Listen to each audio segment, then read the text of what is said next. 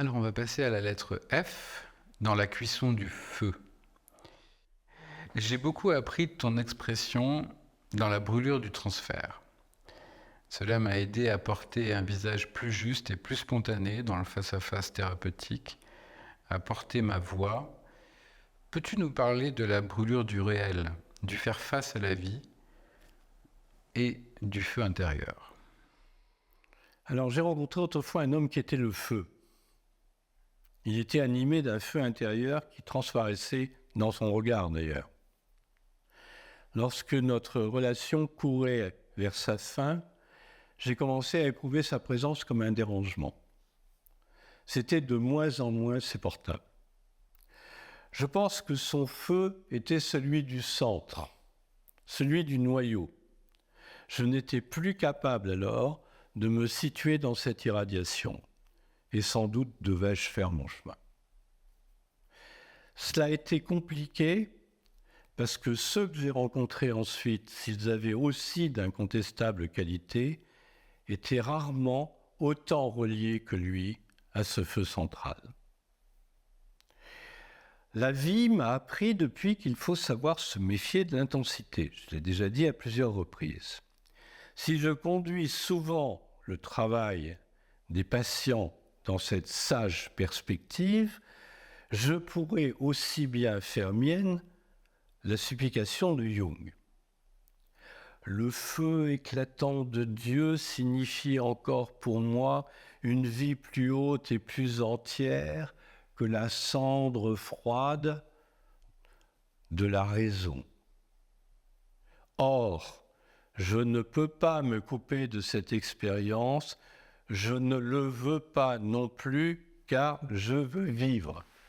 Nous aspirons tous à être près de ce feu. Bon, après, on n'a pas envie qu'il nous brûle. C'est ça le problème.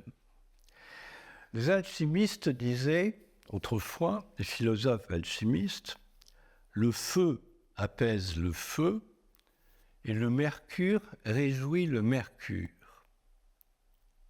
Cela signifie, par exemple, que dans une relation thérapeutique ou dans un lien d'initiation se produit un éveil. La relation que le thérapeute entretient avec l'inconscient est déterminante et elle peut produire une ouverture chez son patient dont l'inconscient s'active à son tour. Quelque chose donc se transfère. Cela signifie aussi, on le souhaite, que la contenance et la maturité de la personne qui accompagne permet une régulation des énergies de celle qui est accompagnée, sans pour autant que la volonté du thérapeute entre en jeu et le conduise à trop en faire ou à trop en dire. Ça se fait invisiblement ou sous la table. Bon. La brûlure du transfert dont tu parles m'évoque d'abord la difficulté pour le patient à se tenir près d'une source de vérité, à quitter ses items, ses pseudo-certitudes, bon, bref, sa névrose. J'y suis passé avant, hein. Ce que je dis là du patient, je pourrais me l'appliquer ou j'aurais pu me l'appliquer. Le feu central, le feu de l'esprit, de vérité, détruit les superfluités. Ce n'est pas confortable de subir la cuisson par le feu. Cette cuisson s'accompagne d'émotions, de désillusions et de l'angoisse du changement. L'expérience qu'on peut avoir de l'inconscient, qu'on a de l'inconscient, peut être cuisante. L'ego ne sort pas indemne de la contestation. La brûlure du transfert, ce peut être aussi, on le sait, les forts sentiments que peut éprouver une âme pour une autre âme et les conséquences psychocorporelles qui résultent de l'intimité qui s'ouvre dans le lien thérapeutique. Les limites qui sont mises à leur expression, naturellement, déontologiquement, engendrent de la frustration et elles alimentent le feu. Ce qui ne peut pas être acté concrètement va activer l'inconscient. En tout cas, on l'espère. Dans cette frustration, dans cette brûlure par le feu, on peut espérer que les volitions infantiles, les complexes de toute puissance, l'avidité seront consumés jusqu'à l'obtention d'une cendre. La cendre, au passage, c'est une des images qui apparaît à la fin de l'œuvre au blanc, quand on a bien nettoyé les complexes. Bon, maintenant, je vais dévoiler encore un peu plus. Et lorsque la rupture avec celui qui m'avait transmis le feu, et la présence duquel je ne pouvais plus me tenir, lorsque la rupture a été consommée, bon, quand même un homme qui m'avait fait naître et qui avait contribué à ouvrir grandes les veines de l'inconscient. J'ai dû me débrouiller comme j'ai pu, et tout seul. Donc le feu, j'y étais, mais c'était un feu d'enfer. Que la rupture ait été provoquée par mon immaturité ou par des ombres non assumées par mon thérapeute, ça c'est un sujet. Voilà.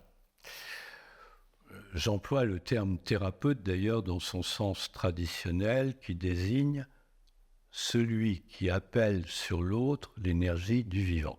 J'aime beaucoup cette définition du mot thérapeute. Plus que selon l'acception moderne du terme qui suppose que la personne est à peu près capable de manier le transfert et d'analyser son contre-transfert, c'est-à-dire les affects par lesquels lui-même est travaillé. Donc je me suis retrouvé dans le feu. Ma traversée du désert s'est produite dans un feu d'enfer.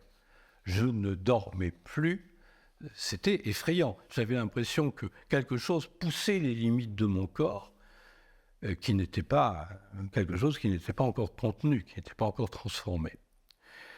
Je n'avais plus personne pour me réguler et je me suis retrouvé avec des énergies considérables, des énergies de l'âme comme la colère, l'esprit de négation, et puis des énergies physiques, très physiques.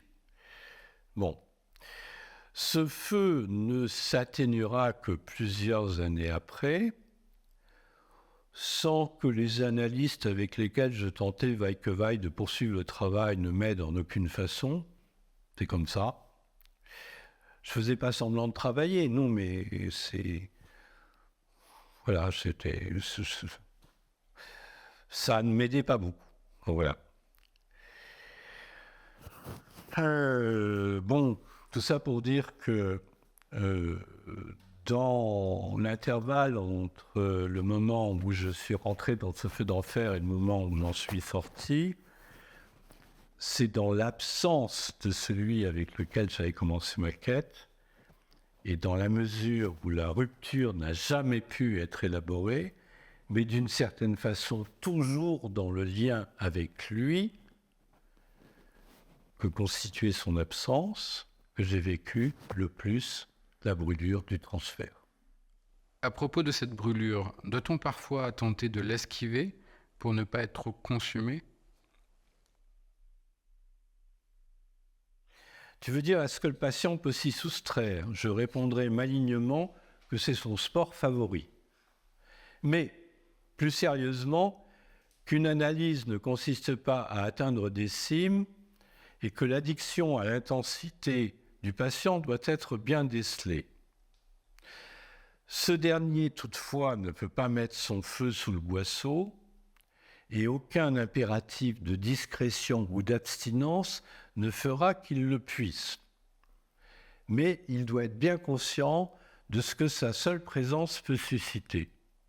Donc, pour éviter effectivement que le patient, pour des raisons qui peuvent être bonnes, n'essaie de se soustraire à la brûlure du transfert, il faut savoir mesurer aussi ses interventions.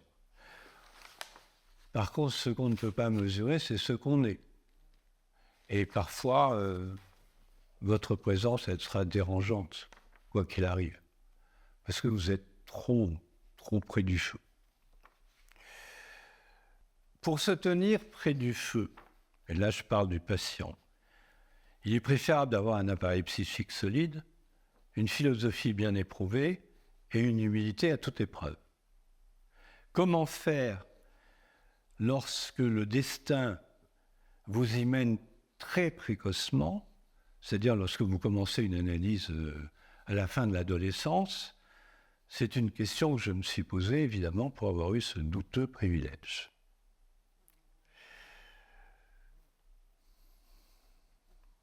Bon, donc on tiendra compte des capacités des analysants et leurs résistances ne sont pas forcément infondées. À l'inverse, leurs aspirations peuvent dépasser leurs capacités. Il ne nous appartiendra de les conforter dans l'idée que leur vie est trop tiède que si l'inconscient, pour mieux les consumer sans doute, s'efforce de les allumer, et de manière répétée. Et encore, il ne nous appartiendra de faire ça, de souligner que le feu se rapproche et qu'il faut se rapprocher du feu, que si le transfert est de qualité, si les ombres ne perturbent pas trop le transfert.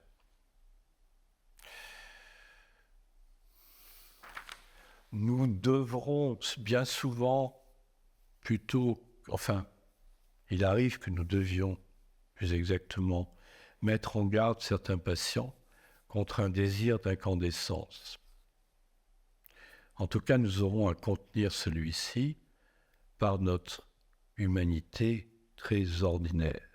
Donc, on restera dans son corps et les pieds sur terre, et on ne s'envolera pas du fauteuil avec celui qui voudrait s'envoler avec nous.